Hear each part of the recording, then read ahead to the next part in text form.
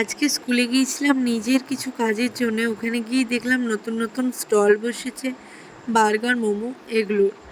তো কোয়ালিটি অতটাও ভালো ছিল না, কিন্তু মোটামুটি ছিল। বাড়ি এসে একটু ডিমের তরকারি করলাম।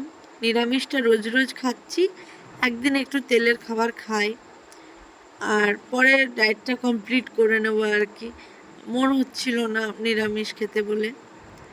তারপরে বিকেলবেলায় গিয়েছিলাম টুকিটাকি শপিংগুলো কমপ্লিট করতে, আর কসমেটিকটা করবার চেষ্টা করলাম, কিন্তু পুরোটা হলো না, কিছু কিছু নিয়েছি। আজকে অমাবস্যা ছিল বলে মায়ের মন্দির গিয়েছিলাম। তো ওখানে মায়ের আরতি চলছিল আর মা পুজো দিল, তার জন্য একটু অপেক্ষা করতে হলো। আর এটা হচ্ছে আমাদের রঘুনাথপুরের বড় কালী মন্দির, যেটা মেন রোডের ওপরে অবস্থিত। তারপরে গেলাম একটা অন্য দোকানে। তো ভিডিওটা ভালো লাগলে অবশ্যই লাইক করে দিও।